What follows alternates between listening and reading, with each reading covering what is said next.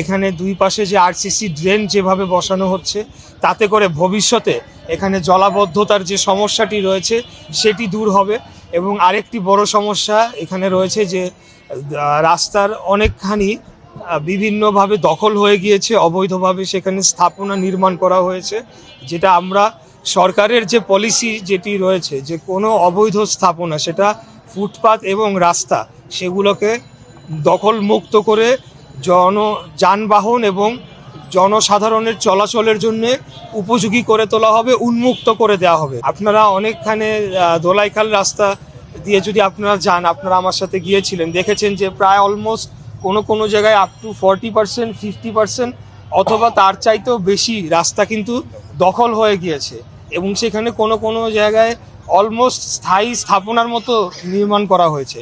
তো এই জিনিসগুলো আমরা পরবর্তীতে আইন শৃঙ্খলা বাহিনী, ডিসি ট্রাফিক এবং এখানে পুলিশ যে সংশ্লিষ্ট থানা রয়েছে তাদের সাথে আমরা মিটিং করব এবং সিটি কর্পোরেশনের যে ম্যাজিস্ট্রেটরা রয়েছে, সম্পত্তি বিভাগ, তাদের কাছেও আমরা বার্তাটি দিব যাতে তারা এখানে প্রয়োজনীয় ব্যবস্থা নিয়ে এখানে যে যানজটের ফলে জনগণের এখানে বসবাস করা দুর্বিষহ হয়ে পড়েছে, একেবারে কোনোভাবেই চলাচলের উপযোগী নয় এবং এটা দিনকে দিন আরও খারাপের দিকে যাচ্ছে পরিস্থিতি।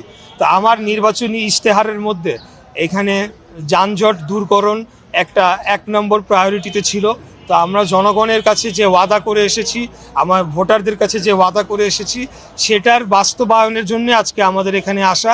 এবং আমি ধন্যবাদ জানাতে চাই আমাদের পিডি এবং ডিপিডি মাননীয় দুজন আমাদের অফিসাররা, ওনারা আমাদের অনুরোধে নিজেরা উপস্থিত হয়েছেন এবং আমাদেরকে পুরো প্রজেক্টটা ওনারা নিজেরাও ঘুরে দেখছেন, আমাদেরকেও দেখিয়েছেন এবং ওনাদের পরিকল্পনা সম্পর্কে অবহিত করেছেন এবং আমরা কিভাবে সহযোগিতা করতে পারি ওনাদেরকে। বিশেষ করে এখানে যে দুই পাশে যে আমরা ধোলাইখালের দুই পাশে যে মার্কেটগুলো রয়েছে, আমরা মার্কেট সমিতি যারা ব্যবসায়ী বৃন্দ তাদের সাথেও কথা বলবো, কারণ ওনাদের সহযোগিতাটা আমাদের প্রয়োজন যাতে আগামীতে আমরা রাস্তাঘাটটা সম্পূর্ণ উন্মুক্ত করে দিতে পারি। এছাড়া আপনারা জানেন যে ধোলাইখাল ট্রাক স্ট্যান্ড নামে একটা ট্রাক স্ট্যান্ড রয়েছে, যেটা বৈধভাবে সিটি কর্পোরেশন থেকে ইজারা দেওয়া একটা জায়গার মধ্যে, নির্দিষ্ট সীমানার মধ্যে।